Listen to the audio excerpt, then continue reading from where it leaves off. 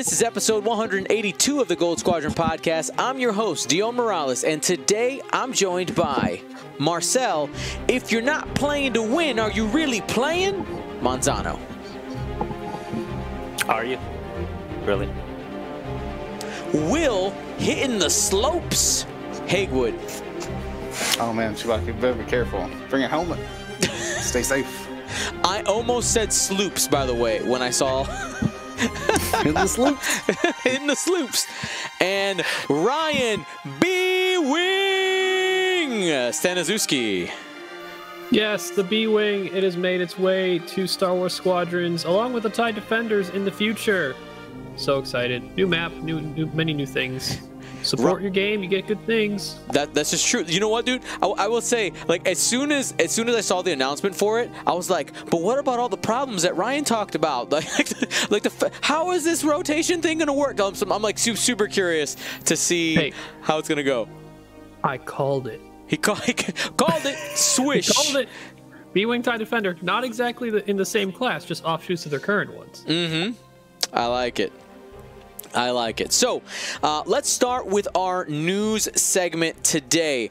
The first one, a little bit of a smaller story, but maybe you noticed, maybe you didn't, because it did incite a little bit of panic. So the FFG squad builder is temporarily, apparently, down for maintenance. They do promise right there on the screen. It says, we'll be right back. But of course, some people were concerned because it actually was, I think, Ryan, you were saying that the web page wasn't even there for a little bit. Well, all shows up is this. As soon as you click on the squad builder link, it's this right here. And then we know that for the last couple weeks with previous releases, they hadn't updated the points, so there's some speculation. Maybe we're just getting, they're going to, obviously, with X-Wing being moved to AMG, maybe this is the transition over, like it's happening right now. Because one thing you'll notice, there's no FFG logo anywhere on this page. There's not an AMG logo, but there's not an FFG logo either. So interesting speculation. Maybe they're just getting set for the points, but they've also never done this before where it's been taken down for an extended amount of time. But something's happening. Though we did hear from a source that there is another version of the squad builder was like ready to go already, so maybe this is even that transition to a new version of the squad builder, taking the opportunity to do it now. Maybe. We'll find out. We don't know.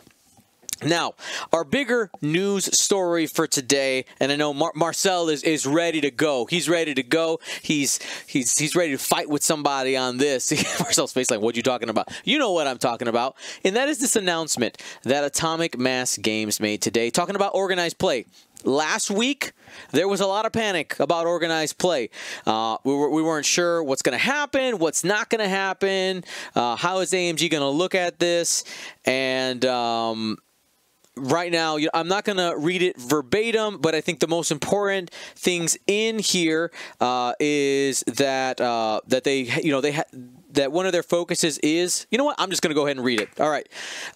They're working on a plan for organized play in 2021. One of our focuses in organized play as a vehicle is using organized play as a vehicle to expand upon the core game experience through use of events that feature alternate game modes, highly focused narrative events, and an emphasis on equally rewarding everyone who plays, especially at the in-store level where communities for these great games thrive.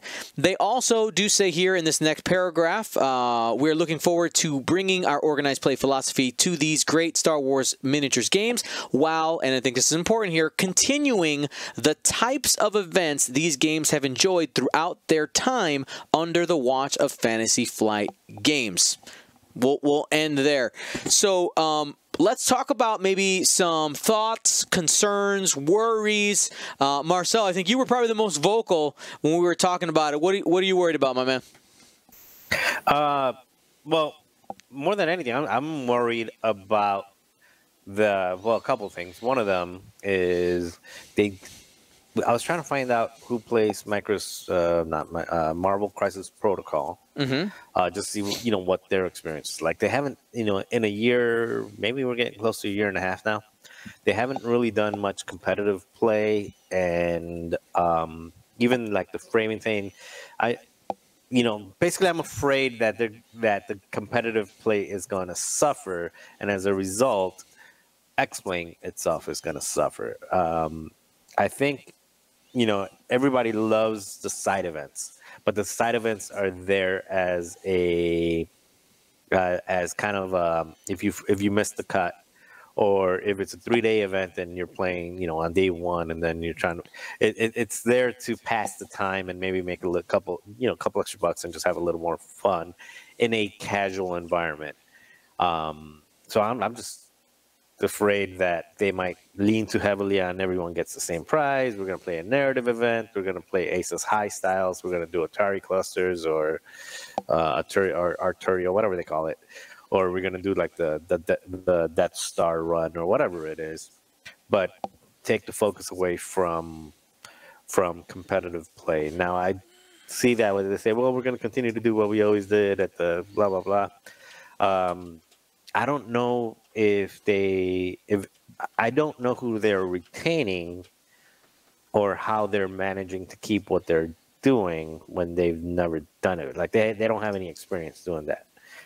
So I'm worried. The way that I put it, because we were talking about it in the Gold Squadron local chat for the people that play in Pastimes. And a lot of them were happy about it. They were like, yeah, it sounds like a lot of fun. Like I want to have events where we're doing alternative formats. Like, that sounds like a lot of fun. I said, yeah, that sounds like a lot of fun to me as well on a Wednesday night league night. It does not sound like a lot of, like, I won't travel for a casual play. I just won't. Like, I won't even travel 30 minutes. Like if there's store championships that are more like store kits, like I'll do the pastime store kit, get the prize that everybody else gets, and I'm not going to go hit any of the other stores because I don't get to stomp on someone or cry that I got stomped on. All right. Well, maybe here's one thing that might maybe ease your concerns, maybe not.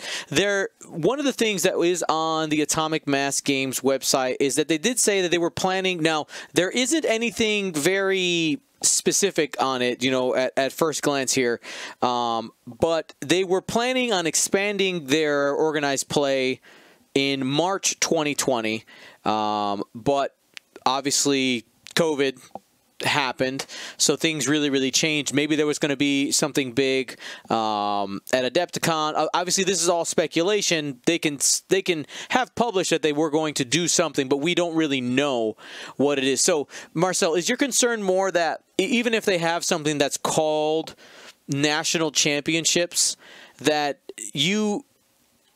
would a change in the format, in the way that points are scored or something like that, you're concerned that might be off-putting? I'm concerned that they won't have FFG organized play focused heavily on the competitive scene, like all of it, everything from store championships. Then it rolled up into regionals, and then they changed regionals to something else. Then you had the system opens, which led to like a Coruscant and a Worlds competition, nationals competitions. So it was structured in a way that we were working towards like culminating, like towards an end goal, right? To declare a world champion. And it was interconnected, and there was a significant, it was ultra competitive. It was. I mean, you can go and play and have fun and have 5-6 fun rounds of fun, but it was it was leaning towards something. So you had to qualify to go to Worlds, and they were starting to do that more and more, to where it's just not everybody gets an in. But I mean, they have second chance qualifiers and all that. But anyway, the whole point is like a competitive thing. And I don't know, even if they go and do competitive events, and they'll do like Adepticon, and there's the Adepticon tournament, then they'll have Gen Con, and they'll have a Gen Con Nationals, and then they'll have Euros in London, because they know they'll sell out 600 tickets. Even if they do that, I'm worried that it'll be disjointed, and it won't connect into like progression of tiered events into the world championships. That's what I'm afraid of. Like they don't have that now. They can. Best case scenario for me would be for them to, once things get clear again, for them to just follow the same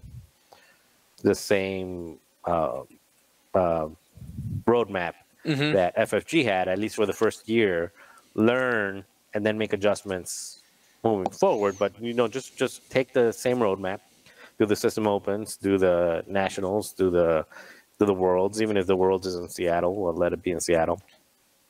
But take that time to learn and then implement the changes that they see after they've had a chance to experience it. But where I'm worried is if they make changes, even if they have well-intentioned changes, if they make those changes, I mean, of course they're going to be well-intentioned, but if they make those changes right away, as soon as like COVID allows us to get out again, that it'll be, I don't know. I understand the concern for being worried about that type of change. Going, once the world has figured out how to manage COVID-19, they start up organized play, it would be a pretty big risk, I think, to change too much going out, because you have your fan base already, and you're going to need to build it back up over time in order to start capturing those new people. Ryan, thoughts? I mean, there's some level of concerns. I don't think I have as many as Marcel. I'm just kind of in a wait-and-see moment. Like, you can talk and post all the articles you want. I'm waiting to see what they actually do. And by actually posting this article and acknowledging, potentially either by knowing or hearing the concerns, or just knowing that it is an important part of the Star Wars miniatures games overall. X-Wing obviously is our game, but there's obviously Legion and Armada, maybe other things they have planned in the future. Just posting this article tells me that they want to communicate, that they have plans, they want to do things, and they either have a pulse on the community, because that was one of the highest concerns, or they are already aware of how important it is. So I think this alone, albeit small, vague, and doesn't really detail anything, I think is important that they actually did it. And I think it does show, at least potentially, that they are aware or at least care enough to make us more informed on their plans. Will? I'm one of those people that are excited about the alternate game modes, highly focused narrative events. So I think that sounds cool. If like the trench runs, an easy example. If like you have the prizes that are like trench run themed and everyone's playing like the trench run scenario, you know what I mean? Maybe you do want to be thematic and bring like Luke and Biggs or whatever to match the scenario. I think that could be interesting and bring more casual word, but the more like non-competitive players who just want to go out and play the game for a little bit. I know we focus mostly on competitive, but that's really all we've been given. We really haven't had a chance to break down an epic tournament or a new style of play other than 200 points. So I'll say this: that sounds fun. Would you spend the $300, $400, $500 to travel to do that trench run? And Dion, would you get the audience to stream that? I was just going to talk about that a little bit. So historically, all the data, to me, even though there's a lot of people who say that this looks fun, and there are groups of people who are more excited about different types of alternative play.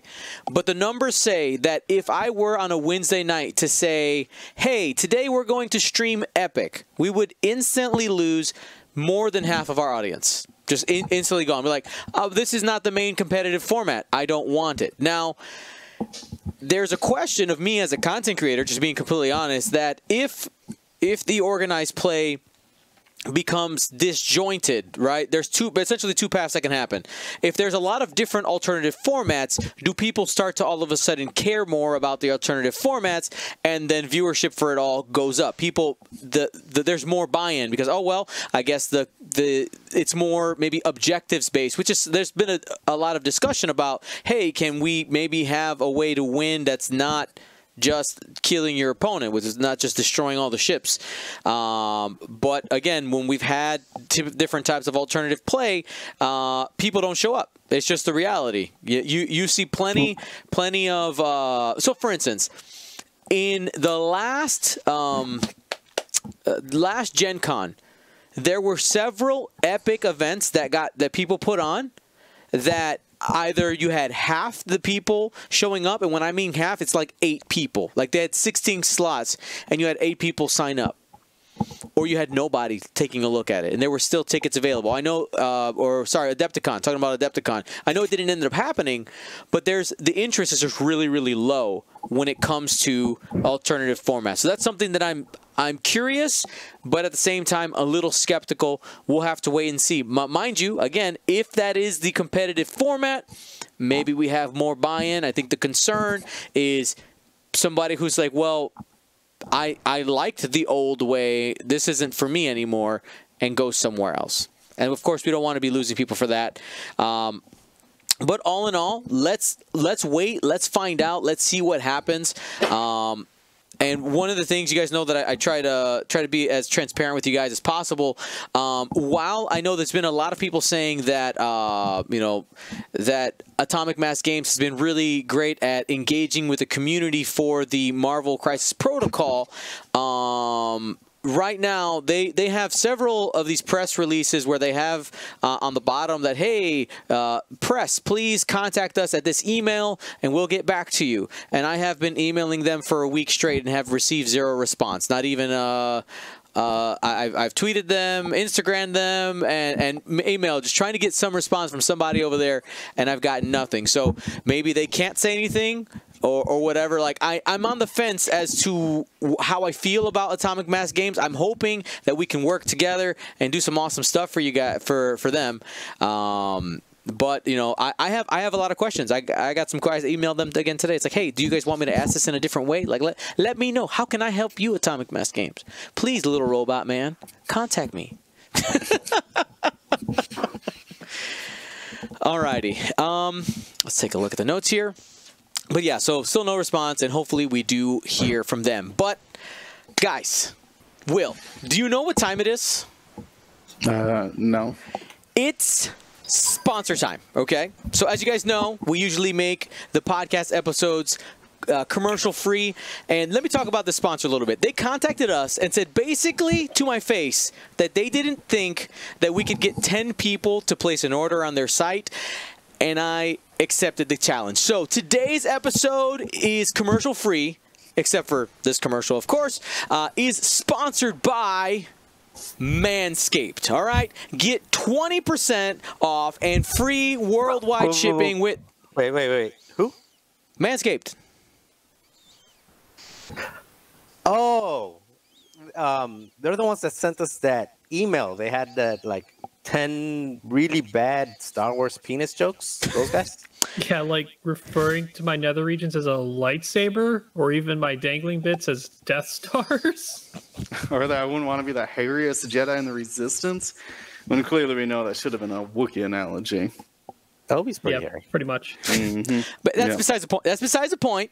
Manscaped wants everybody to know that not even the daring Han Solo would use the same razor for his face as he would for his asteroids. Whether you get yourself the Perfect Package 3.0 or you're buying a friend the amazing yet hilarious gift, think about White Elephant gifts if you're doing that this holiday season, some ball deodorant. All right, get 20% off and free worldwide shipping when you use the code GSP. All right, make sure to use that at checkout.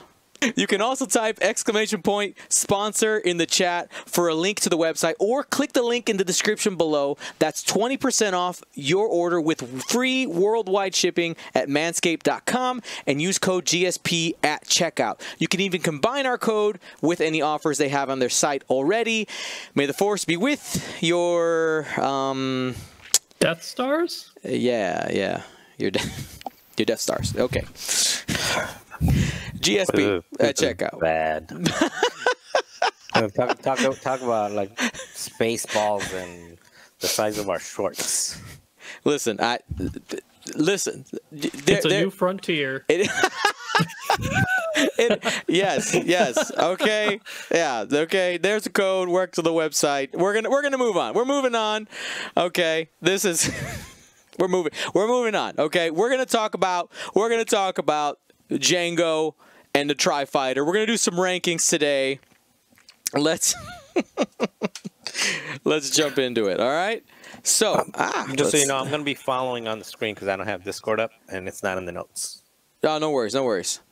Okay, so we're going to do, let's see. Let's start with the Jango. Okay, we're going to start with the Jango. Now, if you guys don't know, this weekend, Friday, the release of the, we have four ships coming out, right? We have the Firespray, Jango's Firespray, the Tri-Fighter, the Actus 2, and another ship that I'm forgetting. Brain, help me out. V-Wing, there you go. So we did the rankings for those. Now we're going to go ahead and do the rankings for this one. All right? So let's move on over. Ta-da! There we go. Okay. So, my friends, we have we got pilots, we got upgrade cards, we got everything you need here. Let's go ahead and we'll get started with some of the pilots. All right, let's go ahead. We'll enhance. So, Will, you're going to go first. We're going to talk about some Jango Fett here, okay? Jango Fett, Initiative 6 Firespray, which is already being Initiative 6 is really good. While you defend or perform a primary attack, if the difficulty of your revealed maneuver is less than that of the enemy ships, you may change one of the enemy ship's focus results to a blank result. That's pretty good. Takes away the force modifier that we've seen has been very powerful on defense. The fact that it works on both attack and defense, so it's persistent through everybody's attack against you. If nobody has a target lock, everybody's got focuses, you can change each one of them. I gotta look real fast. Did the blues change for the Firespray? No, the dial's exactly the same. Dial's the same. It would make sense that it would be. So you get 1 banks, 1, 2, 3 forward as your blues, because those are going to be important. The problem is that there's going to be some ships that counteract this, mostly ships that stress themselves. They're always going to be doing a blue maneuver, so you're not going to get that ability as often on them. So there's some negatives. So there's a couple hard counters. I still think Jango, though, man, just that base ability, just being I6, he at least gets A tier. I might be able to, with a build, hit far above his weight like Boba does. But I think it's just the pilot, definitely A tier. All right. Now, somebody does, Fast Walk Zero brings up a great point in the chat. We do have 3 different Falcons. All right, 3 different Falcons. I'm kind of surprised that there wasn't a dial change for the Firespray here, because if we're assuming, right, historically it's the same physical ship, that maybe it should be a little worse in the original trilogy, and this one should be a little bit better. I don't know. No, right. It was always good. It was always fantastic. You might see some upgrade bar differences, though, when they release it. That's true. That's true. You're right. Oh, that is... Big brain. Bar differences? Yeah, like maybe you could equip 2 bombs. Oh, you mean like cannon and stuff like that? Yeah, not action bar, but upgrade bar. Yeah, not as many munitions on it. I can't believe you didn't put it in S, because even if you're saying, well, you can counter it by just doing blue maneuvers, Well, at that point now it's becoming a control ship as well. Like if people aren't K I'm turning just because they saying don't want to get. I'm like, saying it's no winning the game just by itself. Yeah, Maybe with some upgrades. It's not Boba Fett. It's not Scum Boba Fett at yeah, all. but Boba Fett is S plus plus plus plus plus plus. True. Wow. But I think the ability wants you to go slow, but I think one of the big advantages of some of these fire sprays with the back arc is going fast and utilizing that boost to really either jump in or jump away. So we'll see.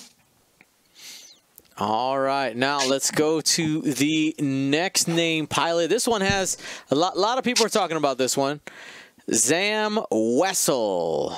All right, Marcel, you can go ahead and give me a rating for this one after I read it here. It's the Claudite Changeling. During setup, lose 2 of the 4 charges that are listed here. And during the system phase, you may assign 1 of your secret conditions to yourself face down. Either you should thank me or you'd better mean business. We'll go ahead and pull both of those out here, put them side by side so we can talk about how they work. Okay. So, right here, the condition, you'd better mean business, okay? It's assigned to Zam face down, okay? And reveal it after you defend, so once somebody shoots you. After you defend, you may spend 2 charges from Zam, so the other 2 charges on there. If you do, perform a bonus attack against the attacker. At the end of the engagement phase, if this card is face down and you are in an enemy ship's firing arc, you may reveal this card. If you do, Zam Wessel recovers 2 charges. At the start of the system phase, remove this condition. And then the other side, you should thank me. Same way that it can be assigned in revealing it after you defend. After you defend, Zam Wessel recovers 1 charge, and if you do, you may acquire a lock on the attacker. That, of course, do we think that this acquire a lock has a... I mean, I guess you're defending, so you're already in range 3. Never mind. That doesn't make... Well, my question was about to not make any sense. Epic. Yeah. You're right. Every time you acquire a lock, you measure range 3. Mm-hmm. And at the end of the engagement phase, if this card is face down and you are not in an enemy, and you are in an enemy's firing arc, you may reveal this card and spend 2 charges from Sam. If you do, you may perform a bonus attack. At the start of the system phase, remove this condition. So it only stays around for 1 turn, right? Once it's up. But you place 1 every round. Exactly. Yep. And it depends on your charges if you can use some of the extra effects or recover charges. All right, so we have a... So I guess here's my question first. Which one of these 2 do you think is better? Is there one that stands out more than the other? It purely situational. Can we agree that they're good? Yeah. I mean, the bonus attacks. Yeah, exactly. Bonus attacks on 3 dice. Okay. You've activated my trap card. That's exactly what it is. Yeah, the difference is that if Zam Wessel has full charges, you have to guess which condition provides the bonus attack. You better mean business is when you defend, you get the bonus attack. And the other one, you should thank me, is the opposite. It's when you aren't attacked, you get the bonus attack. So you keep your opponent guessing of... Wait, did they put down the one where, like, trying to figure out which way to prevent your bonus attack, whether to attack you or not? Total mind game. Yeah, because one's at the end of the engagement phase. Wow, yeah, I see that. All right, cool, very cool. All right, Marcel, where do you think? This is a tough one, actually. This, based on points, this could go really good, or actually, it's never gonna be bad unless it's crazy, and it's not gonna be more than Boba. It'll probably be similar to Boba. I would say that, assuming that it's in the 70-something point range, it'll be good enough to Separatist. I'm trying to think because I'm also trying to think what else it's being supported by. I'm going to give it an A, but I think it has potential to be an S. It depends if it's costed right. Because similar to with Jango, where it forces you to make choices on your dial because of Jango's ability. This is the same thing. It forces you to make choices whether you're going to pursue it or not based on what you think. Because you want to shoot it when you're not getting hit twice for it.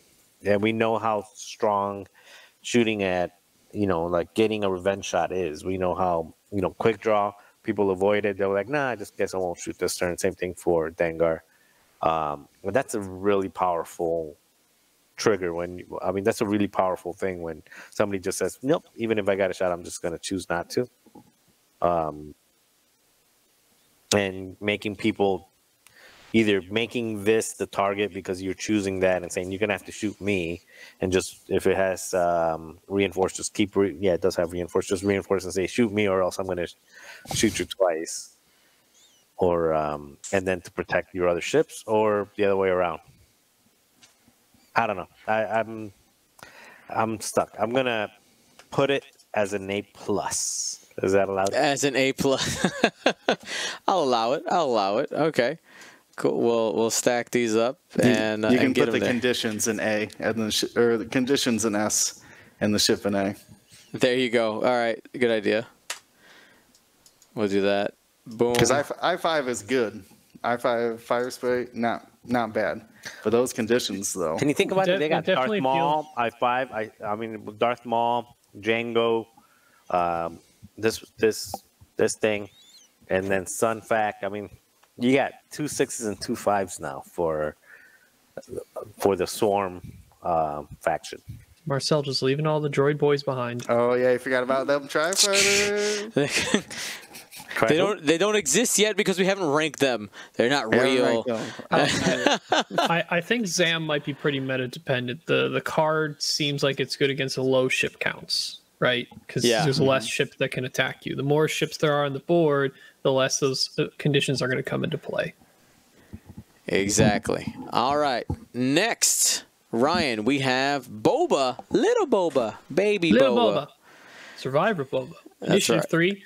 While you defend, if there's no other friendly ships at range 1 to 2, you may change one of your blank results to an eyeball result. So he doesn't want friends. He wants to be a loner. And if he gets a talent slot, Lone Wolf has a nice combination with it. If you get multiple blank results, you may be able to re-roll one and change one. Taking a focus act, this basically very, very similar. It's another way to have a condition that is kind of like Broadside or Nemi. Like there's a way to change a blank to an eyeball. So obviously Boba likes focus tokens. Maybe Perceptive Co-Pilot might be good for Boba, but it is still only while you defend, not attacking. So as his title, the Survivor, it's going to be tough to take down if he's not with any friends.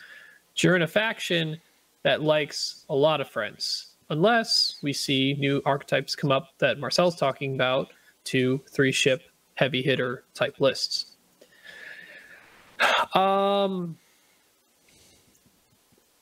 B+. I don't know if I can put him at A. Like Firespray, good chassis. Boba, solid ability. Will he come out at a points that I would take him to be able to punch above his weight? I don't know. He'll be able to survive longer than most others, probably within his weight class, so to say. But I don't know if he's going to do the damage necessary. I agree. And I got a small gripe. About the art on this one. I don't like it. Because I think it's a missed opportunity, because he's a survivor, right? He survives the Battle of Geonosis. That art should not be Kamino. It should be him flying off of Geonosis.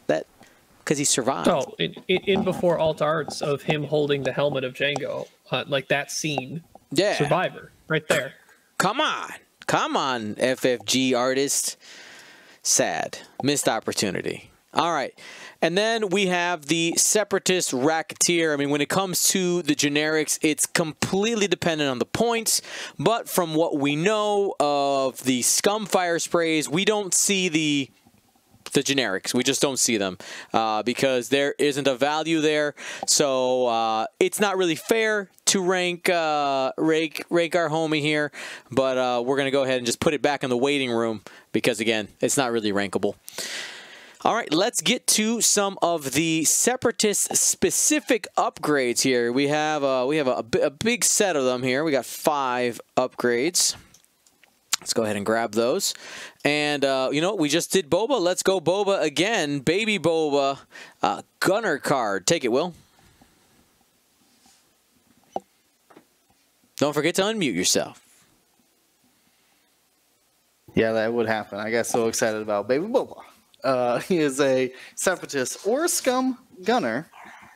Says while you perform an attack, if there's no other ships in the attack arc, you may change one of your eyeball results to a hit result.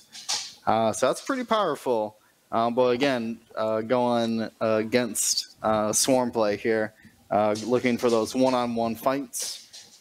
With the Firespray chassis having 2 arcs, there is a potential to choose the arc and the target there's only one of in there. That's pretty good. I mean, that's like carrying around a calculate, right? Like that's a force point in most situations. So that's pretty good. I don't know what they would even begin to price this at because it's both situational and has a very powerful conversion. So, I mean, it's going in A tier for sure. Like dice can attack modifier. Come on. Come on. All right. We'll put that slotted there. Okay. What about Papa Jango, Marcel? What are your thoughts on Papa Jango? Go ahead and enhance here. Papa Jango says, while you defend or perform an attack, you may spend your lock on the enemy ship to change one of your enemy ship's focus results to a blank. Okay, while you defend or perform an attack, you may spend your lock on an enemy ship to... unless you're getting free target locks, I don't see this as being really good. I'd rather just have an attack modifier and a focus, basically. I'd rather just have a focus than this. So I don't think... He is in a faction with the Dark One probe droids. Yeah, you get Dark One probe droids, but even then I'd probably prefer the rerolls out of the ability and just hit harder.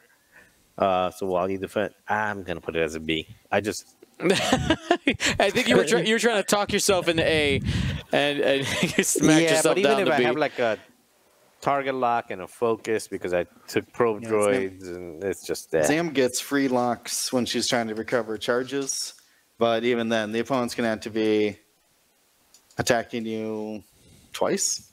I don't think that exactly works out timing-wise. I think one of the niche locations that this could actually be good with the surprise addition of the crew slot to it, the HMP gunships can still re-roll their attack dice and keep the lock because of their network targeting, and then could spend it on Jango's ability. That's interesting. But okay. Niche. I guess. I mean, even then, it's still... Yeah, I mean, when you have those ships, you're probably keeping them light anyway, or at least light as you can get them. Like you're not throwing extra points on them. All right. So we placed them in the B tier. Now we have the Zam Wessel crew. Move. Get out of my way, baby Boba.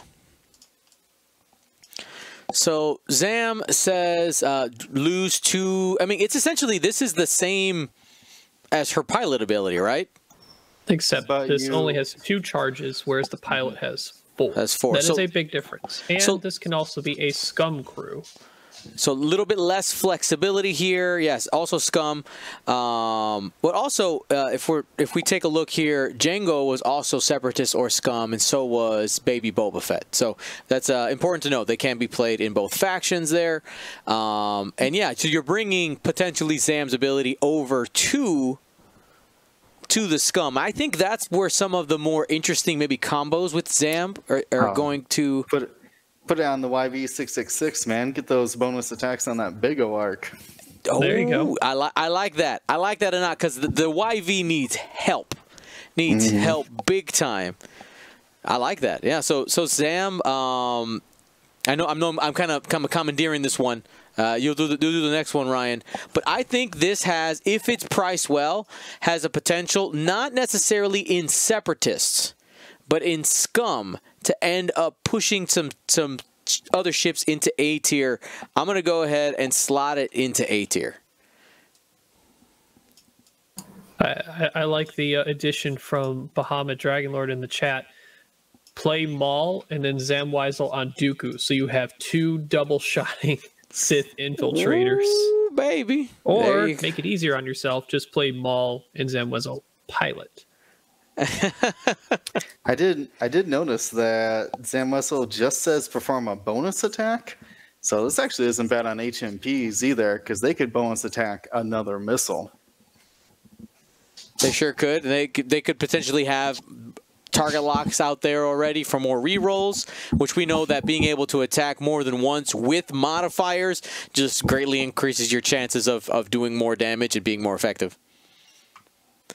All right, Ryan, you get the fun boy here, Hondo Onaka.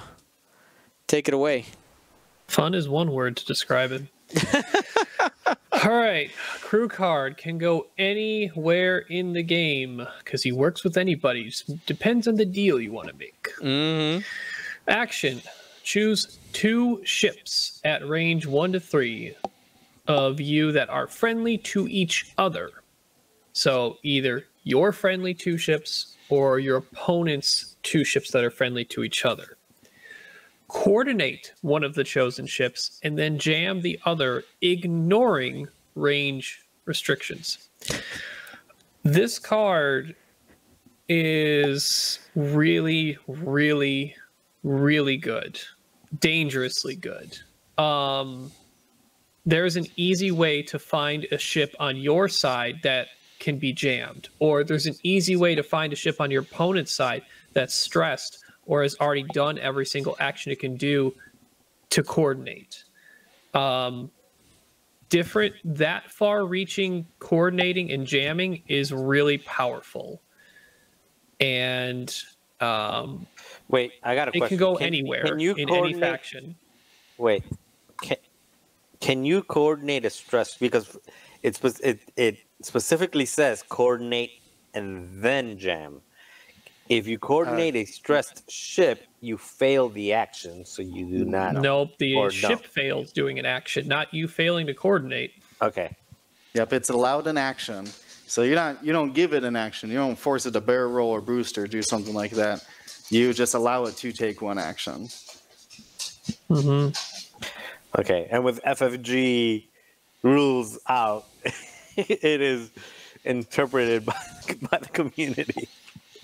No, they recently updated the coordinate rules to accommodate for this. Okay, so they knew that it was coming. I'm pulling it up right now. I'm pulling it up right now just to double check. Remember, it does say choose 2 ships at range 1 to 3. So it cannot be yourself. So if you're taking Hondo, you are likely at minimum taking 3 ships in your list to get the minimal benefit out of him. Because otherwise, you have to choose enemy ships because you cannot choose 2 of your ships since it can't be the ship carrying Hondo. And like I said, this can go anywhere. We're talking as cheap as Rose in the Resistance pod, who is currently 26 points. We're talking cheap HMPs can take crew. Anything that can take crew can take Hondo. All right, there's a quick note here. So they have some very specific things in the rules reference about Hondo that I figure we should just read right now. So I'll flip over. Let me go ahead and flip this screen here for you guys. So right here, Hondo, can Hondo Onaka coordinate an enemy ship? If so, who chooses the action that ship performs? Yes, Hondo can coordinate an enemy ship this way. When Hondo does, the controller of the coordinated ship chooses the action. So you're not saying, I coordinate you a focus. You're saying, I coordinate you, go ahead and do an action.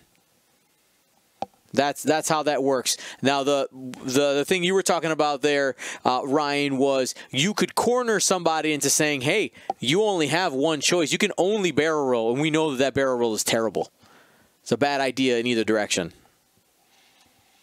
Yeah, it's there are definitely ways to work around this. A lot of people could see this as it is thematic. Yes, it is Hondo. He does the double crossing, but also helping, but benefit for him, not so great for them at the same time.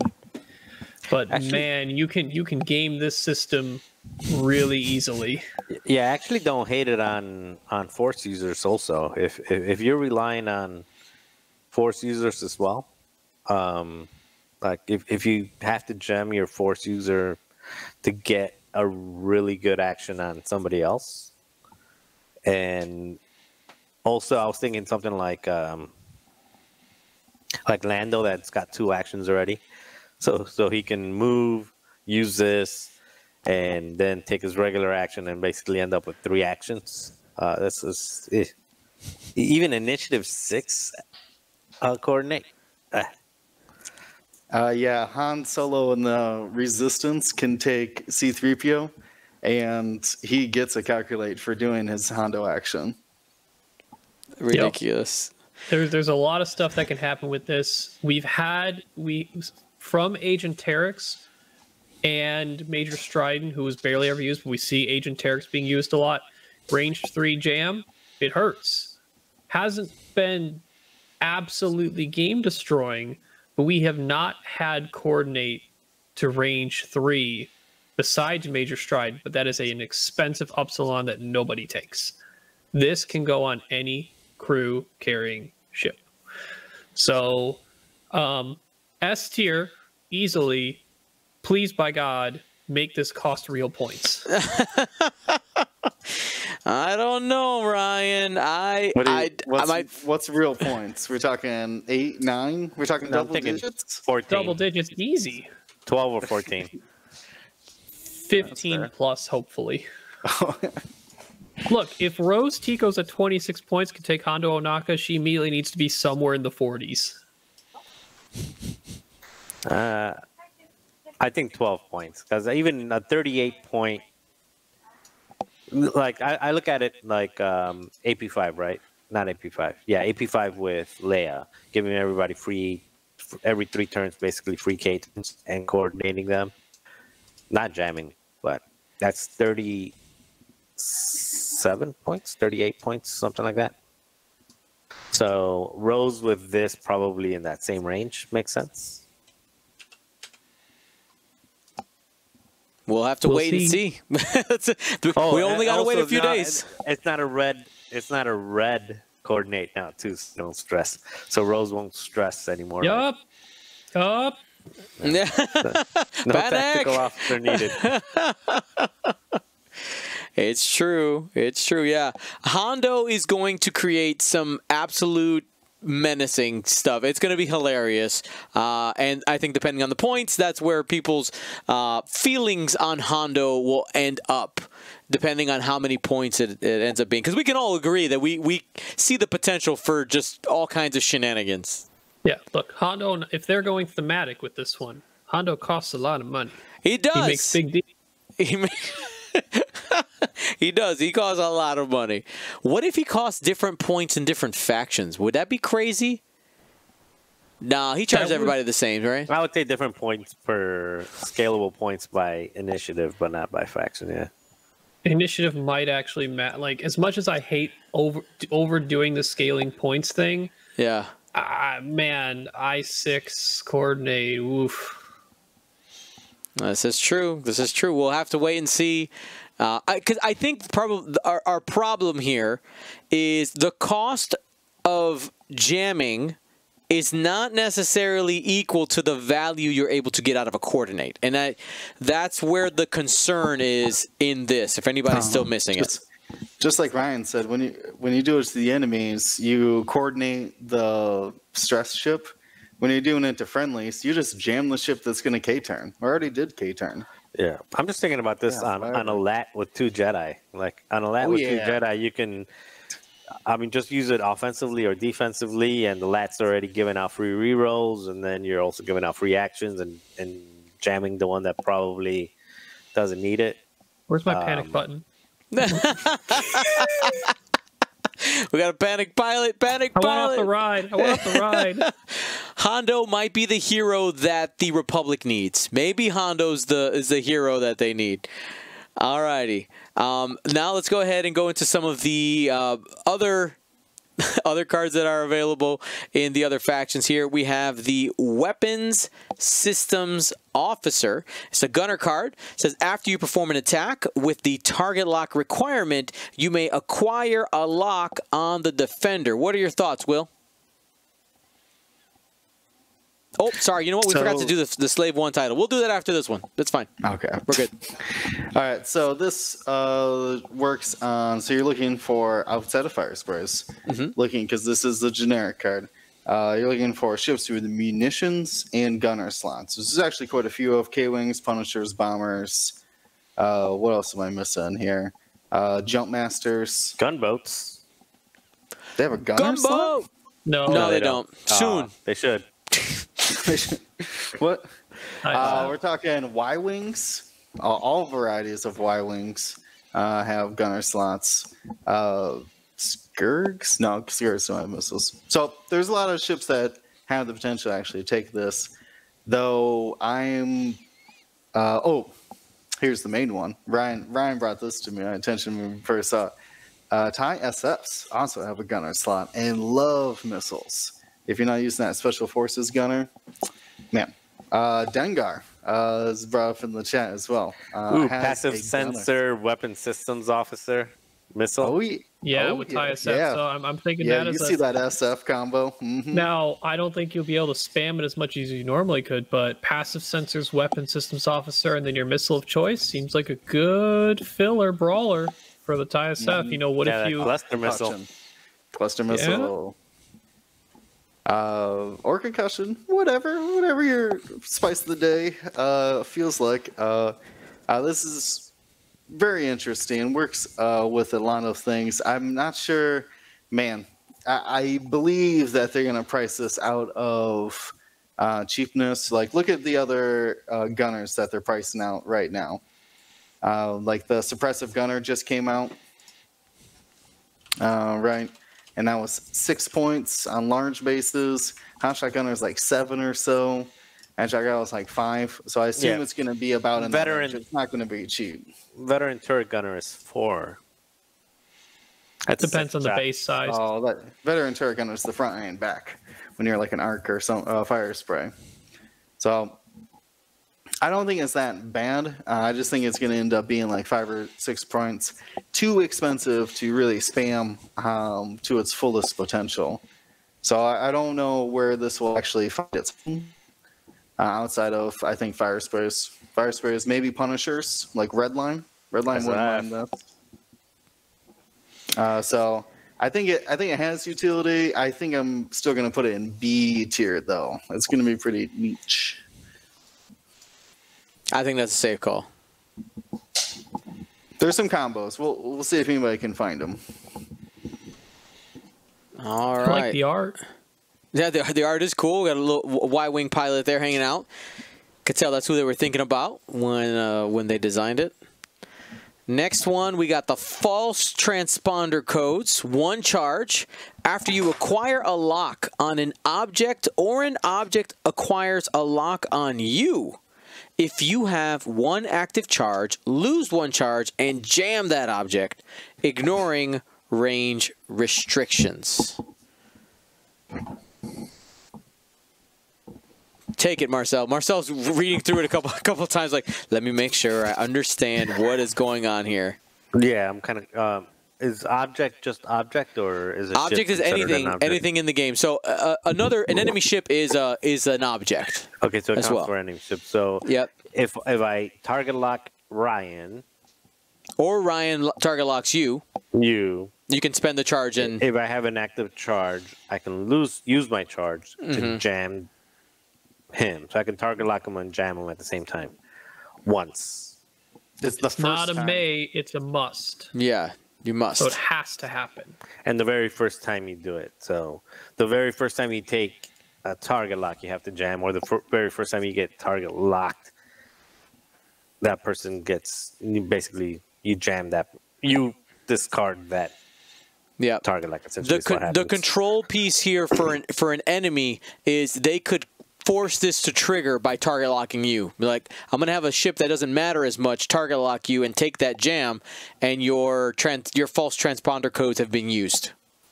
Yeah, I don't like it. It's probably. I mean, I think it should be. It's pretty situational, but it's got to be 1 or 2 points. 2 points is probably too expensive. 1 point. I mean, yeah.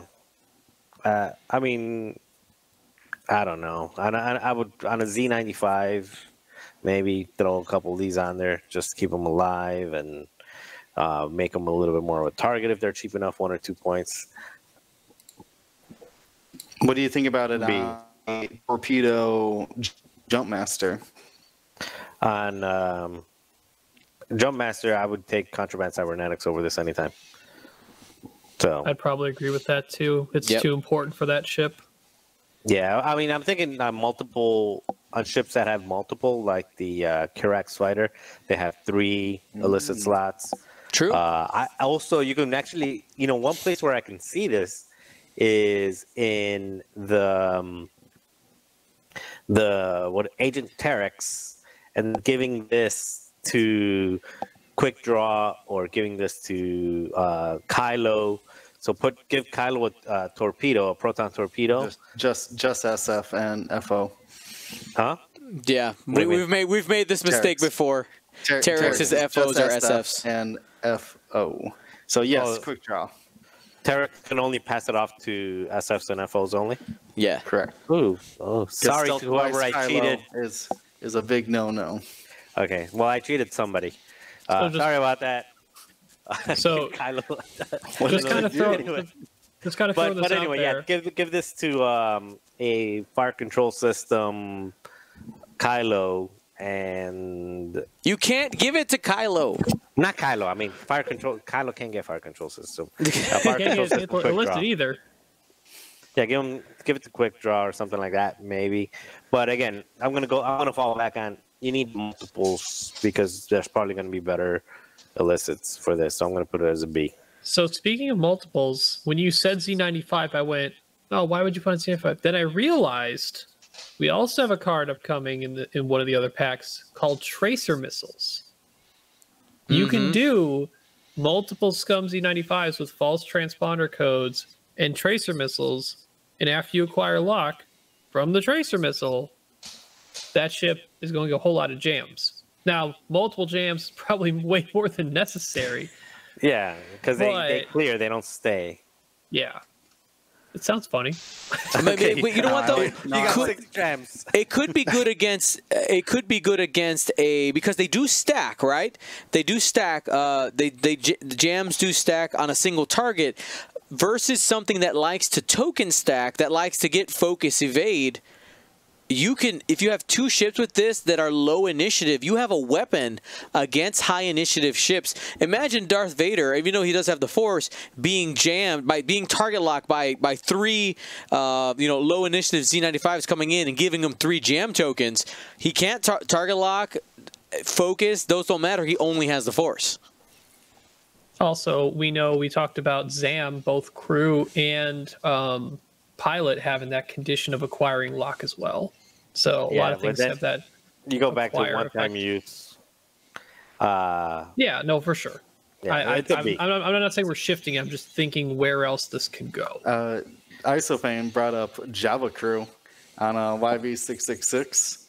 You can get 5 of these. Our crew gives you 4 more. Actually, you can do it on the one that tractor beams. Isn't there one that like you spend your lock to you spend tractor? your lock to tractor. Java gives you 4 more charges for one of these. For anything that you lost. Whatever you need. Every turn you get to recharge one. Yep. So you could jam a ship, and then with LATs, you could tractor beam it as well if it ended up range one of you. And then have Zuckus and well, you don't need Forlam at that point, just Zuckus. No, you don't need anything. You need Boba Fett or Jango flying next to you. Something. Heavy hitter. Right there. So there's the Jabba the Cut. 4. Card right there, 4 charges. During the end phase, you may choose one friendly ship at range 0 to 2 and spend 1 charge. If you do, that ship recovers 1 charge on one of its equipped illicit upgrades. Yeah, it's fun. It's not good. It's fun. So you should make, once it comes out, you should make that as one of your requirements. Build a list with it on it.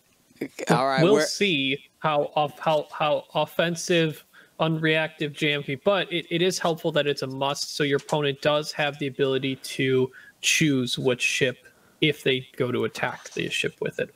All right, where are we putting it, Marcel? S tier, right? Is there an S plus? Yeah, it's a B. It's a B. Oh, you know what? You didn't put it in C though. You didn't put it in C. That's not too bad. No, because I think it's going to be cheap enough to be good support. Little like there's little things that you can throw on like a Z95 or something like that. It says, hey, shoot me, shoot me, shoot me, instead of shoot something else. I think this will be one of those things. All right. Well, let's move on to probably the card that has gotten a lot of speculation, discussion, not just because of the ability, but also because it is our second copy of a card named this. It is the Slave One. Now, a couple of things in the equipment requirements you can see right here. It is for Separatists or Scum. Separatists or Scum, and a note for the Scum one, because I know the question comes up every time. The Scum Slave One card that we already know does say Scum only on it. They did future-proof that, because I know a lot of people say, oh, just use the old Slave One on these. You can't. So I forget who's up. Is it you, Ryan? Yeah, I think it's me. I was going to say, put the old Slave One on Jango. Skyrocket the points, please. But so this Slave One, while you perform a front arc attack, if you are in the defender's back half, you may change 1 hit result to crit result. Add gunner slot. The slot is probably worth more than the ability, to be quite honest. That ability, you have to be performing a front arc behind the defender just to get marksmanship, pretty much. Which, most of the time, I'd rather move forward and use my rear arc and get mods than K-turn or Talon roll. Maybe you could fly it differently as a fire spray to where you're actually chasing someone, but I feel like you're worth enough points that someone really messed up to not be in something pointing at it as a threat. I think it really is like you're paying for the gunner slot on this one. And man, if I don't know what the current Slave One's 5 points, right? If this isn't 1 point, then like other Slave One needs to be like still double-digit points. The difference between the two Slave Ones is so staggering in their effect on the game that if the points need to reflect that really bad. All right, where are you putting it, sir? Let me look at the gunners. I feel like there are some solid gunners out there. So there might be some gunners in Scum, but if you're taking a Slave One title in Scum, you're taking the other one. So this one, throw Boba Fett in there. He needs his B. Yeah, B at the highest actually. I thought maybe C, but B. All right, we'll put it in the B tier. Go ahead and just rearrange a couple of things here. There it is, Slave One. Now, I know there's a lot of different theories about that Slave 1 title coming out. Some people ask, well, is this going to be a replacement for the old one, and we're going to see the other one priced out of usability? Maybe one in hyperspace and one in extended has been a theory that's been thrown around quite a bit. We'll have to wait and see. We're about to hit the Tri-Fighter, but we're going to be getting points in a week or so. Now, I believe, now tell me if this is correct, guys. I believe that this points update with this wave is also going to be our like big hyperspace changes. Like it's our official quarterly changes. That's what it was supposed to be. Don't know if the whole FFG, AMG changed to that overall. But they did say that with this wave, we were supposed to get a new shift in the hyperspace legalities. Okay. Yeah, we'll have to wait and see, because right now we know nothing. We know nothing. It was very nice of them to change the Nantex for the Galactic Championships, though. They could have waited just a few weeks, but I mean, no, they totally didn't do that. That was not them at all. Totally did it for the non-existent store kits in the United States, but existent in other places in the world currently. Alrighty, here we go. So now let's hit Ryan's been talking about this ship nonstop. He's so excited. He's so excited. Let's go ahead and hit the Tri-Fighter here. We have a bunch of pilots. We, of course, have some generics. Let's go ahead and just run down the, just the base stats for the Tri-Fighters here. We have 3 attack dice, 3 agility, 3 hull, calculate, evade, target lock, roll into red evade, and boost into red calculate. It does have the network calculations, ship ability, same thing that the Hyena Bomber and the Vultures have on them, being able to use those calculates around them from a buddy. We usually don't rank the generics, but we wanted to give you guys the base model so that we know what's going on there. So we're going to go ahead and get rid of those and jump into our pilots here. Now, let's take a second before we actually jump into ranking the pilots. Ryan, I know you probably have put the most head sim into this ship. What is going to be the function of this ship compared to what has been available in Separatists beforehand? It definitely has the potential. I mean, it is and will potentially be the fastest ship, not only in Separatists, but in the game. This thing moves, and its dial's reflected of it too. I mean, what's the dial? Do you have it? Because this is one of the few ships in the game that has a hard turn 3 blue. The only other ship in the game that has that is the... Anybody know it? Shadowcaster. Yeah, Lancer Class Pursuit Craft. That's a trivia question for chat, but either way, on top of what Dion is showing, the Intercept Boosters, which we'll have to see the cost on those, which also seem really cool. I guess, do you want me to go into that now or later? Yeah, go for it. Okay. The Intercept Boosters is setup. Equip this side face up, which is that being attached. During the system phase, gain 1 disarm token unless you flip this card. And it has 3 discharging charges, so each turn it will lose a charge. At the end of the end phase, if you have no active charges, flip this card. It gains Slam linked red lock. So not only with moving itself around the board, with 5 straights, 4 straights, all the 3 maneuvers, it has anywhere from I believe, 5K, 1 Talon rolls, and 3K, I believe. 2 hard blue, 3 hard blue, 2 to 5 straight blue. I have to see if the 5 straight's also blue, actually.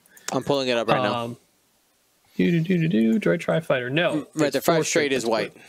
5 straight's white. I was right on the K turns and Talon rolls, though. All the bank maneuvers being 2, it is the only big thing. Separatist droid that has a 3 bank that's not red. That's also huge. Granted, these guys will like to use their linked actions, which are very unique. And I love that they designed them this way, that they're different. You know, if you do a barrel roll, you get an evade, you get a boost, you get a calculate. And they could not only be amazingly speedy flankers alone or in a pack, which is cool. I think the whole pack flankers is something that I don't think we've seen much in this game. It's normally like, if you're a flanker, you're a lone ace, not like a pair of ships or a trio, right? There's potential in that. But also, just because of network calculations and 3 agility and the ability to generate an evade, these guys could be really hard to kill when they are within a group of friendly ships, whether they are other tri-fighters or with vultures or hyenas. So we could definitely end up seeing these guys just be part of the initial joust run, but be slightly off to one of the sides of your main grouping, where they can take advantage once they boost or barrel roll next to their friends, and then use network calculations as necessary.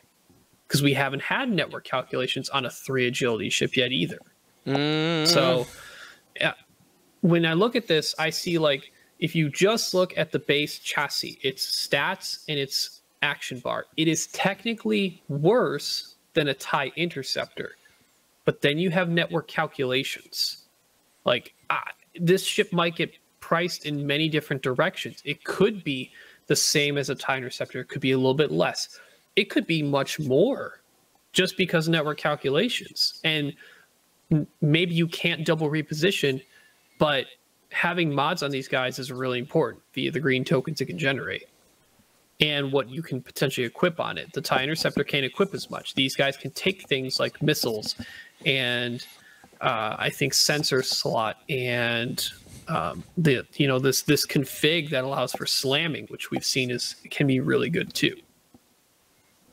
All right, so let's go ahead and start ranking these things. We'll start off with, let's go ahead and move some stuff around here.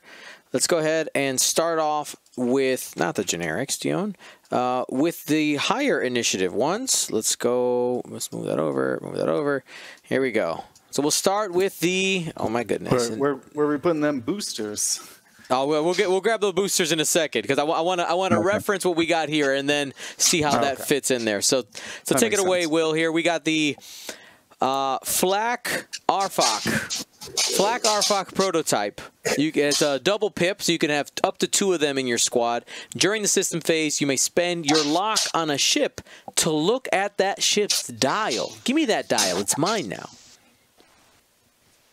Yeah, that's going to be really interesting. With the slam linked lock we had saw on the boosters, also you have probe droids that can get you long range locks ahead of engagements. So you can, I'm imagining these guys boosting around, super flanking.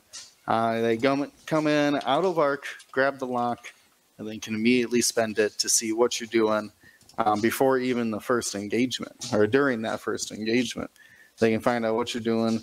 So that way they can see. This is really what the difference is. Now this comes off as a sense-like ability, since you spend a force, and then you can look at somebody's dial at range 3 of you. Most of the time you're going to have range 3 of a ship if you took a lock on it, and your I-5. So similar, but you do have to set it up ahead of time. Now, what makes this powerful is not so much on these I-5s who sometimes won't need that information because they just move after you anyways. Where it's going to be valuable, though, is that one lone vulture that's flying out there. If it needs to jump off the rock or not to launch off a strategic discord or get that block, what have you. By the way, you don't need to be that's just spend the lock. You can be opposite ends of the, like you can take a lock and then just go fly around and spend the lock and do it at range 4, 5, 6, 7, 11. That's what I'm talking about. Probe droids. This thing does not even need to be in the fight to be doing that scouting. It could use just the probe droid. So that it has potential. Being I-5 with repositions, with network calculate, man, if this dude in the S tier, I don't know what is. It has built-in sense. The has the potential for a talent slot and a system slot. There's a talent slot in this upgrade pack. We've never seen that before on a droid, but we'll find out. Yeah, like I said, this guy can also take fire control system, so that lock isn't even a wasted action. You can still use it to modify when you're taking locks in combat. Man, these things are going to be bringing it for the TIE-fighters. So you said S-Tier, right? Did I hear that right? Yeah. Is that too crazy? 3 agility, I-5, network calculations. Man, what more do you want? You're allowed. Slam? This is our way too early rankings. Even though it's only way too early by a few days, it's still way too early. Be as crazy as you want. I'm not arguing hard, but I would have probably optimistic. done a. Yeah, it is optimistic. It's an A. No, it's S. We'll Give see. me that I-5 droid.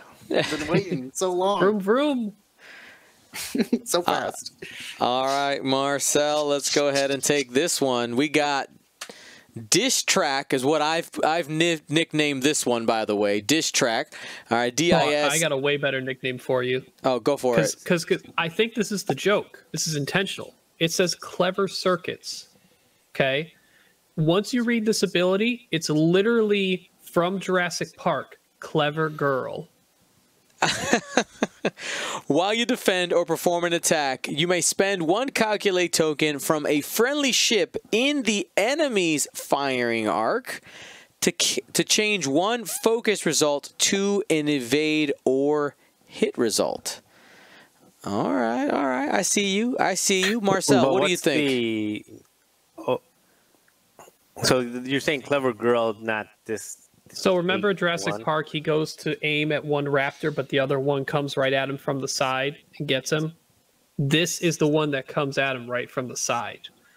Because when you defend or when you perform an attack, you may spend 1 calculate from a friendly ship that's in the enemy. So if the enemy's pointing at one of your friends, you can use your friend's token to help mod your attack. Aiming at the wrong droid. Mm-hmm.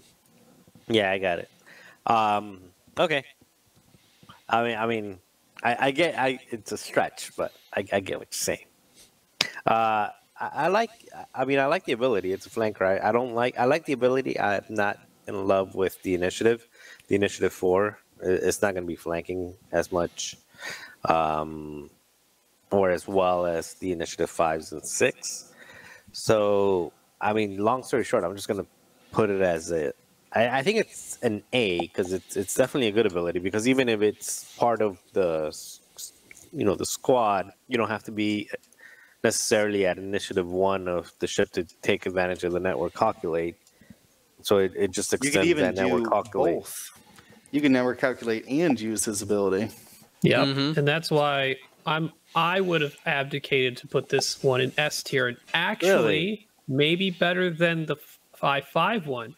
Because this one is more flexible. It may be the best tri-fire to put with their friends because you can double network calculate with its ability and its own for sure, or it can be a menace on the flank. Yeah, it can but play either role. But you only get so many calculates. I mean, that one of the problems with is resource management. One of the problems with the droids is just making sure you have enough calculates around to do what you need to do. And if you're spending people's calculates to make an initiative 4 interceptor good, it's making the other ships not as good, especially when they're shooting with two agility. I mean, shooting with 2 attack dice and 2 agility. If you're talking about the cheapo droids. So I think this one is worse than the other one. I would put the other one as an A. I would put this one also as an A minus, but we'll leave it as an A. All right. Next, Ryan, we have the Fearsome Predator. You can get up to 3 of these in a squad. During setup, after placing forces, assign the Fearful Prey condition to 1 enemy ship. Fearful Prey says after you defend against an enemy Fearsome Predator, If you do not spend at least 1 green token during the attack, gain a strain. And you can have up to 3 of these. Ryan, what are we thinking, man? So, just to clarify, there is a 3 pip for Fearsome Predators. You can take up to 3 of these, but there is still only 1 Fearful Prey. So, very similar to Padme and the Handmaidens, and the Handmaidens' ability, where there can only be 1 decoy, but there can be multiple Handmaidens. So, it's interesting. The effect seems solid. Like, after you defend against enemy, if you didn't spend a green token, you gain a strain, which sucks for the next attack that you're going to have incoming. It's kind of a light, like, if you don't spend this, you're going to get minus agility, which is not as powerful as Tractor Beam, but has that similar type of effect, potentially. Reminds me a little bit of Hotshot Copilot. Reminds me just a little bit. Kinda, because in this case, you can blank out and get punished for blanking out, so you don't even have the opportunity. Or you can get punished for rolling 1 evade and all blanks, whatever it is, right? But I think cumulative, it sounds good, because the more strain you knock onto them, the worse it gets for your opponent, because the longer it's going to take for them to clear. But I think because you can only assign it to 1 ship, these pilots themselves become more dependent on the meta and how many ships are likely to be in a list, or how many focal point lists there are where there's 1 important piece and then a lot of other smaller pieces, that there's a clear first target, to where you could take more of these. Now, I could see taking 1 of these as here is a solid ship at I3 with a negatory effect that you can place on 1 of your opponent's enemy ships. That is you've decided that's going to be my focal target. But I'm not going to invest in in all 3 or 2 of these just to get this effect off, right? So 3 does seem pretty cool, seems meta dependent. That's like an A- B+ to me. I'm going to go B tier. B tier. Marcel looks stunned. What do you think? No, actually, Marcel? I agree with B. I just think 3 of them will be good, because if let's say you're chasing around Suntour or something where you actually want to put this on, you want to have 3 arcs being able to do this. What do you do against malware? Be Put sad. it on Malorus. I mean, that's not. What do you do against Seek Swarm? Put it on a Tractor Beam. These guys are initiative 3. Yeah, it's the thing. You don't get much. It'll be interesting to see the point differential between the standard I3 and this I3. If it's small, then yes, sure. If Merle Coven is any indication, look, there's been no price do sell. All right. So if we're going faction indication, let's see the HMP. Oh, they're gonna make them cheap. Make you buy 3 of them for sure. I'm already buying 3 of these anyway. It didn't matter that this card existed. Awesome. You pulling it up there?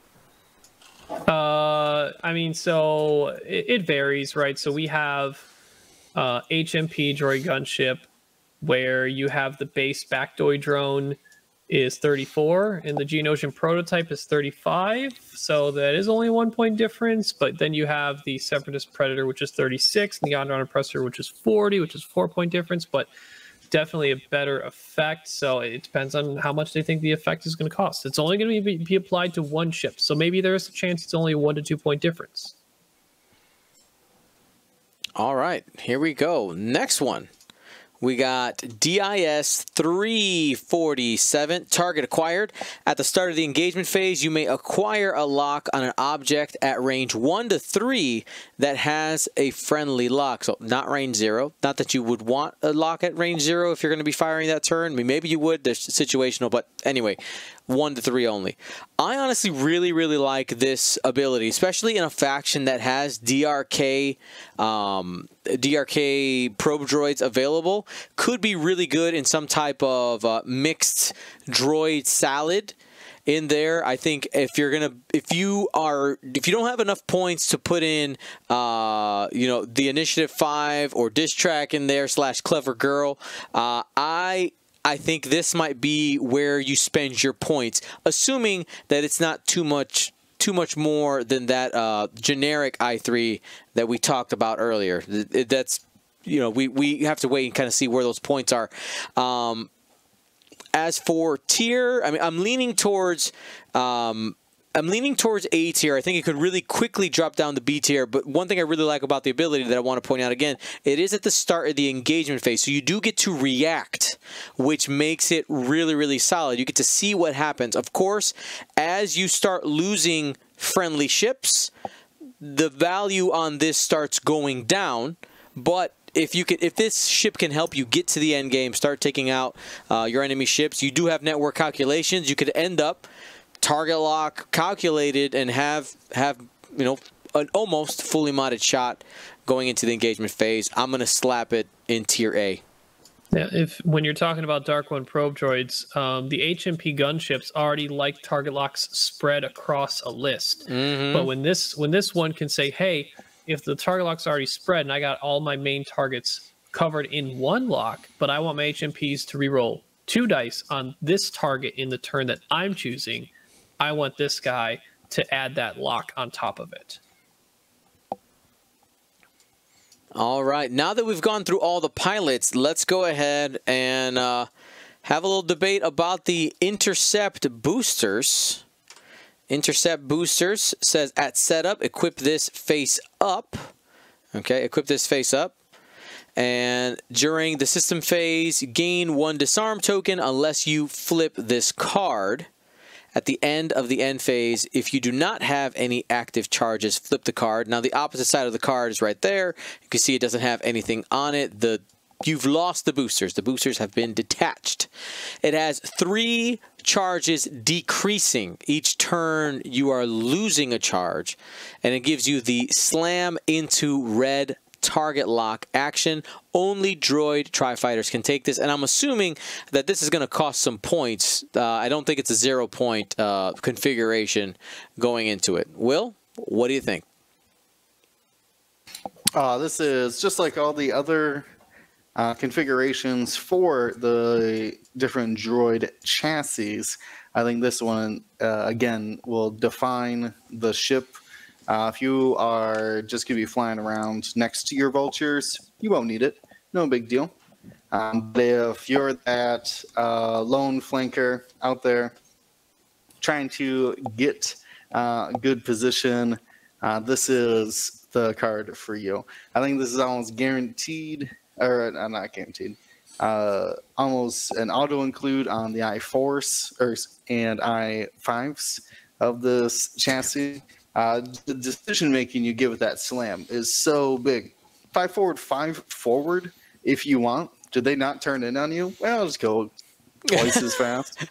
Like, what? Like, you got to be careful. Yeah, but you're disabled, right? Weapons disabled as you're doing that? Yeah, you can pick up a lock, though.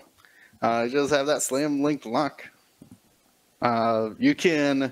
The fact that this ship does have like a 5K as well, you could just nope out of somewhere and be like, 5 forward, 5K. Be like, nope, not taking this flank. And then hard 3. Oh, I'll just hard 3 again. Nope, I am taking this flank. Like, you don't know what I'm doing? Maybe a hard 1 and Talon roll slam. You don't know. It's just so much potential on this chassis. It is... It's mind-boggling. Like I said, not necessary if you're trying to like a cheap one in your formation, but man, on the higher initiatives, this is where it's at. This is where you really feel that speed. Yeah. And just so I'm reading it correctly, you only get to keep this 3 turns, right? Yep, it's definitely it's less of a unless combat starts real early. This is less of a in the scrum dip out run away effect. This is more of a gain your positional advantage early card. Mm-hmm. Yeah, but if you 5 forward, and then so 1 charge goes away, and then next round you shoot, another charge goes away, you can slam that 3rd round. be out of there again. So this could be. Wait, you said next round you shoot? Why would you shoot? If you don't slam. 5 forward, 3 bank boost. No, but it says you right should there. Be in their deployment During zone. the system phase, gain a disarm token and flip this card. Yeah, So you as long as you have this card, you can't shoot. That's true. I forgot about that clause. Well, still, get you on the flank as quickly as you need be. So basically, you're going to get one, probably positionally, one good slam out of this. Maybe not too expensive because of that, right? You can get into position, but then you can also play that, the am I actually going to slam game, right? You do a normal maneuver. Wonder if you're actually going to use it. All right, if you have the space, then you go, and then the next turn it's gone. I think it's really, really interesting. And if you can set it up on the higher initiative to set up a target lock for the following turn, even though you can't shoot that turn, that could be really, really great. Do we have any guesses on where we think the cost on this is going to be? I hope it's 3 or less. 3 or less. Marcel says 1. Yeah. Oh, I'm surprised Marcel's saying 1. I'm guessing around 3. I wouldn't be surprised if it went up to 4, but that's high. In my mind, that's still high. But I wouldn't be too surprised if they started and worked their way back. 1. What do you say, Dion? It goes away. You can't use it. It's not like struts cost 1 point. You can use them the whole game. Yeah, so. that is true. Struts have a better ability, and you keep them the entire game, and they're 1 point. They have better ability on that ship. We'll see on this ship with Slam as very fast. Yeah, but you're basically telegraphing your slam, because even if you don't slam, you're still not shooting because you're disarming yourself. So you can't take advantage of it. Yeah, you'll get a target lock. Who cares? By the time that this card flips, okay, now I know when you're going to shoot. My point was exactly going to be the comparison to struts, is that it generally you're only going to be using this during the beginning of the game. You basically have 3 turns. Now, here's a question, or here's maybe a line of thinking. I think while X-Wing is mainly digital, while we're still there, I don't think this sees as much play. I think when we're back in person, this has more value. And the reason I'm saying that is because in person, when we're in person play, we're going to be playing less rounds than digitally. Digitally, we're playing, we are about 3 to 5 plus turn rate. Because you have 3 turns to do this, in-person play, that is a higher percentage of possibilities for slam, thus giving you more value. Now, that is just kind of like a big brain meta thought on how it could fit with the number of turns that we end up playing in a game. But yeah, I'm in the 1 to 2 point place right now, because one bad slam could kill you, but the reality is that X-Wing is, here comes a cliche, a game of positioning, and if you can use that slam to get you in a spot that absolutely wrecks your opponent or gives them a really hard decision, that slam can win you the game, especially when you have these ships throwing 3 attack dice, 4 attack dice at range 1. And you put them in a spot that just works with your squad. So, Will, it is your card. Where do you want to place it? We're going A tier. Definitely a valuable tool. All right. Now, we're going to hit a droid-only card, droid-only upgrade. It is a modification. It is a standardized modification. Standardized is a new keyword in X-Wing that means that if... I believe it's that everybody who has a modification has to have this card on it, or something along those lines. I was trying to pull up. I can help clarify it. Go for it. Because I figured standardized would be first used on the droid faction. Mm-hmm. So standardized means when you equip this modification to a chassis, the entire chassis in your list must also equip this upgrade. Got it. There it is. If you equip this on a Hyena bomber, all other Hyena bombers in your list must take it. But then if you add a vulture in your list, he can still have network calculations, per se. Got it. So if you're running a swarm of something, right, this is going to have more consequence on you than if you're planning on just having that single hyena bomber carrying a plasma torpedo or your one ace tri-fighter. So independent calculations reads, replace your network calculation ship ability with the following. Independent calculations. While you perform a white calculate action, you may treat it as a red calculate action to gain one additional calculate token. Other ships cannot spend your calculate tokens using network calculations ship ability, so they completely close off network calculations from this. You cannot touch my calculates. No thank you. They are mine. Marcel, this one's yours, buddy. Ooh, mine. This is a tricky one because I mean, I think everyone hates it on the droids, but on this ship that wants to fly a little bit more solo, it gives it a little bit. You know, 2 calculates is better than 1. But not only that,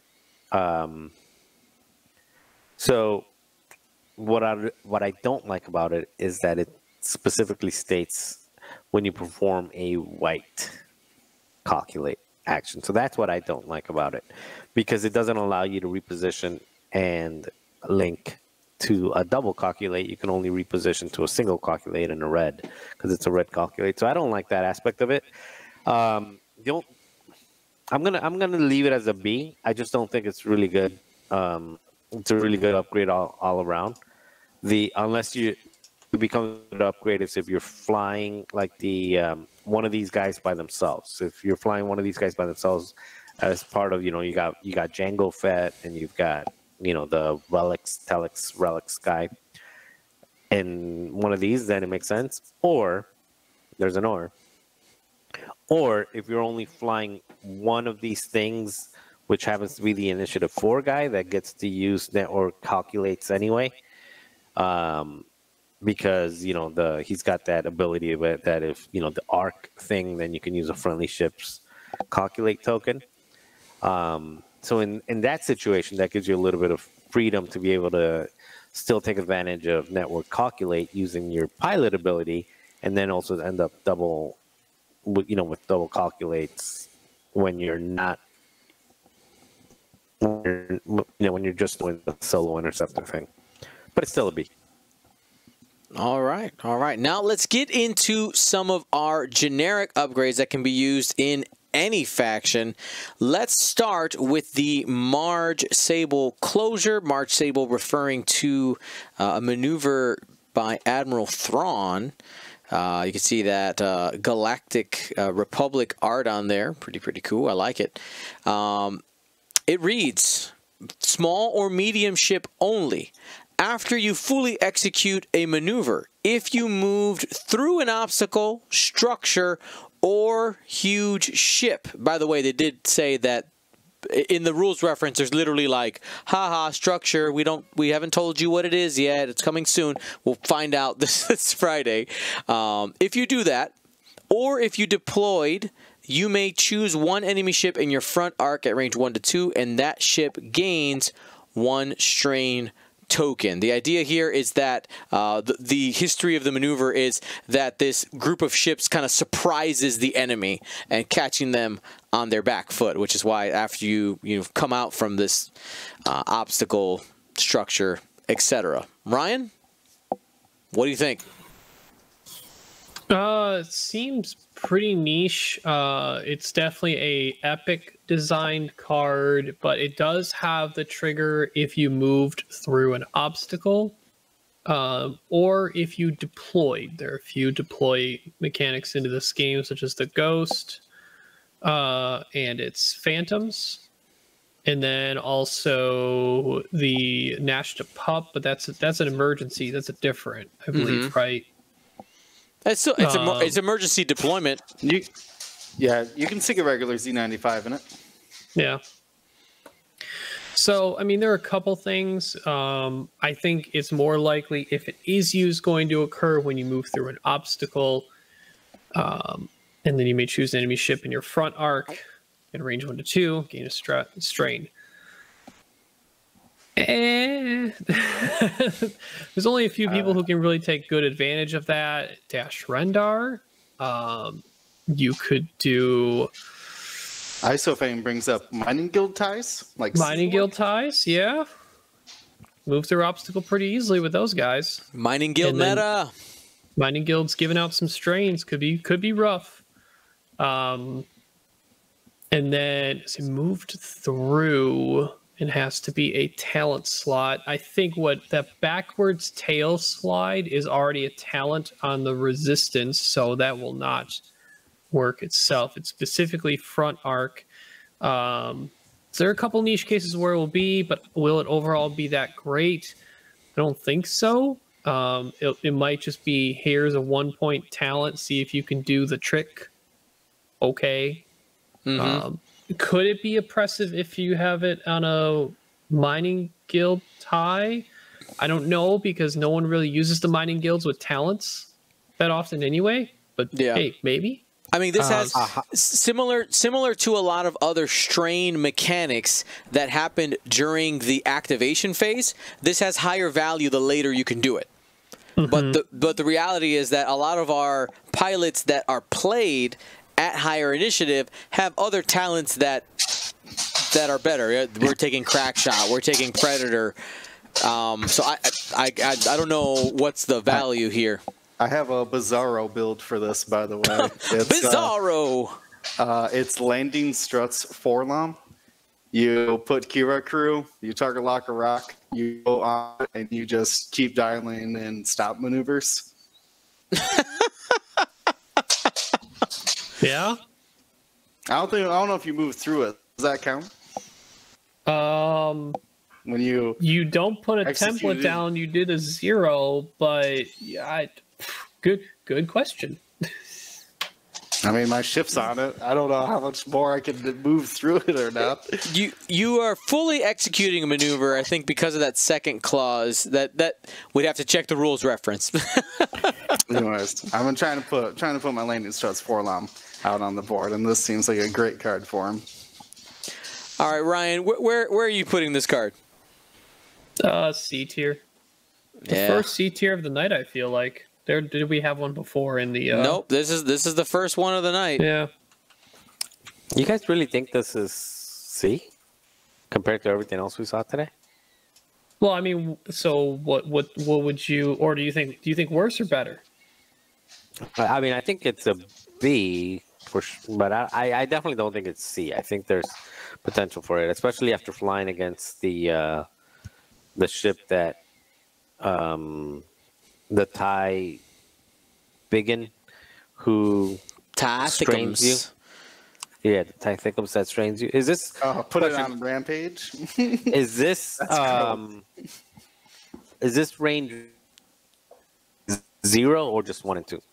1 and 2. 1 and 2. Okay, so yeah, that makes it worse. All right. All right, so that's that card. We put it in the C tier, and last but certainly not the least, I think one of the more interesting ones here, the thread tracers are back. You can take up to 2 of them in a squad. XX23S Thread Tracers, 3 attack die special weapon, range 1 to 3, has 2 charges on it. It's attack, focus, calculate, or target lock. Look at all that flexibility you got there. Spend, oh, by the way, there is no equip restrictions besides having the missile slot. Spend 1 charge. If this attack hits each friendly ship at range 1 to 3 of the defender, may acquire a lock on the defender, then cancel all dice results. Being able to spread around target locks is real good. When this card existed in first edition, it was used quite a bit. I like that it's limited to 2. And it's good at setting up some different options for alpha strikes, especially low initiative alpha strikes, so that you can potentially set up a target lock for your friends, and then you can get focuses or calculates in order to set this up. I really like it. The question is going to be, I'm worried about the price because it is good, though they did double pip it. I like that it can be used essentially in all factions. With the flexibility that it provides, I'm going to go ahead and slot it in the A tier. I don't really have anything else to say about it. I think it's pretty straightforward what it does. You guys want to jump in on it? It brings a lot of potential to ships who didn't have that potential before. I'm talking Z95 swarms and fireballs. Fireballs cannot lock. But they can certainly take this, and I could see the old 7 fireballs come out again if this is cheap enough. I don't know how they're going to price this. I feel like they would lean higher than what it should be. I'm thinking like 4 or 5 points. This might actually be expensive. Yeah, now because it has such potential. One of the interesting things about its original form, okay, its original form, you could only shoot it once. You could only shoot it once, but you could have as many as you want in the squad. Now you can shoot it twice. That's another kind of little bit of shift, right? You could see people who flew, several of them in a Z95 swarm or something like that. Look up the old Blair Bunky performance at the Seattle System Open 2018. No, it had to be before that. 2017. Look up Blair Bunky on our YouTube channel, and you'll find some ridiculous Z95 stuff with tracer missiles. But yeah, it definitely has some potential there. I'm excited to see what people do with it.